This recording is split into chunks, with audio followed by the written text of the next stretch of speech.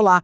Hoje a gente vai mergulhar de cabeça em uma das visões mais dramáticas e com certeza mais enigmáticas já escritas: a sequência das 7 trombetas do Apocalipse.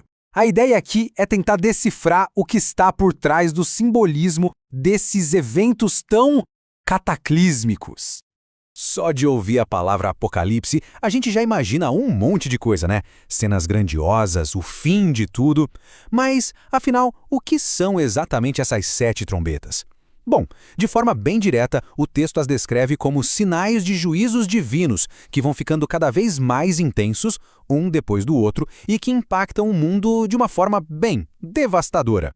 Então, para a gente conseguir entender essa história toda, vamos seguir um caminho bem claro. Primeiro, o contexto do livro. Depois, a gente passa pelos juízos na terra, pelo tormento que vem do abismo, pela guerra e destruição em massa, e no final, chegamos na proclamação da última trombeta. Vamos lá! Certo, o primeiro passo, antes de sair falando das trombetas em si, é super importante a gente dar um passo para trás e entender o contexto. Sabe, o Apocalipse não é para ser lido como um livro de história literal. É uma obra carregada de símbolos. E se a gente entende de onde ele veio, fica muito mais fácil decifrar o que essas visões todas querem dizer. Então, esse livro, o Apocalipse, que também é chamado de Revelação, foi escrito por João lá no finalzinho do 1º século, durante o seu exílio. E ele é uma obra profundamente simbólica, com uma mensagem que é meio dupla, sabe? Por um lado, é uma advertência bem séria sobre o juízo, mas por outro, é também uma mensagem de esperança na redenção final.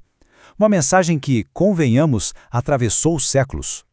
Mas por que trombetas? Na tradição bíblica, elas nunca foram só um instrumento musical.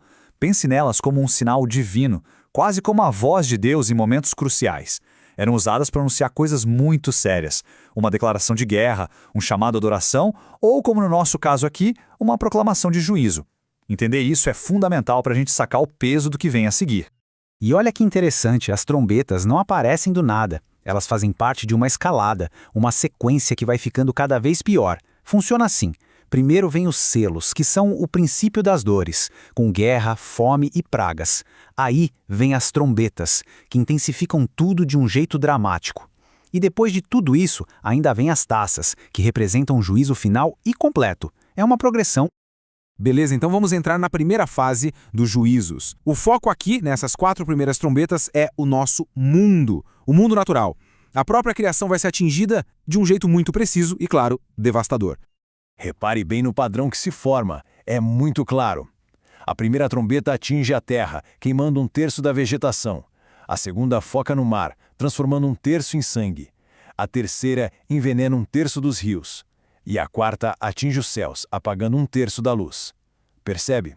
É sempre 1/3. É uma destruição parcial, mas, nossa, terrivelmente sistemática. E esse gráfico aqui deixa isso bem visual, né? Essa repetição do 1/3 em tudo, na terra, no mar, nos rios, nos céus. A ideia que isso passa é que esses juízos, por mais terríveis que sejam, são também um alerta severo. Não é a aniquilação total, ainda. É quase como um último chamado, sabe? Antes que as coisas piorem de vez. Ok, respira fundo porque agora a coisa muda, e muda drasticamente. A gente sai um pouco do mundo físico, da natureza sendo atingida, e entra numa dimensão de tormento direto e sobrenatural sobre a humanidade. A cena que o texto pinta é cinematográfica, né? Uma estrela caída, que muitos interpretam como uma entidade angelical, recebe a chave do abismo. E quando esse poço é aberto, sobe uma fumaça tão densa, mas tão densa, que escurece o sol e o ar. É a preparação do cenário para o horror que vem logo em seguida. E daquela fumaça toda saem criaturas. A descrição é super vívida, bem aterrorizante. O tormento que elas infligem é comparado à picada de um escorpião, aquela dor aguda, sabe, agonizante. E a missão dessas criaturas é, nossa, assustadoramente específica. Olha só, a ordem é para atormentar, não para matar. O alvo também é específico. Só aqueles que não têm o tal selo de Deus, que no contexto do livro é uma marca de proteção divina. O sofrimento dura 5 meses, e é uma agonia tão grande que o texto diz que as pessoas vão procurar a morte para se livrar da dor, mas não vão encontrar. É um juízo tanto físico quanto psicológico. Pois é, se a quinta trombeta foi sobre tormento onde não se podia morrer, a sexta vira o jogo completamente. Agora a escala é outra, destruição em massa. A morte que antes era negada, agora é liberada, e numa escala sem precedentes. E o que dispara tudo isso? A libertação de 4 anjos poderosos, que estavam presos num lugar bem específico, o rio Eufrates. E esse local não é aleatório, não. É uma região cheia de significado histórico e profético, sempre ligada a grandes impérios da antiguidade. Esses anjos, então, liberam um exército de cavaleiros. E o número descrito no texto é absurdo, 200 milhões. É um número que a gente mal consegue imaginar. Uma força sobrenatural de destruição completamente avassaladora. E a missão desse exército é direta e brutal: matar 1/3 da humanidade.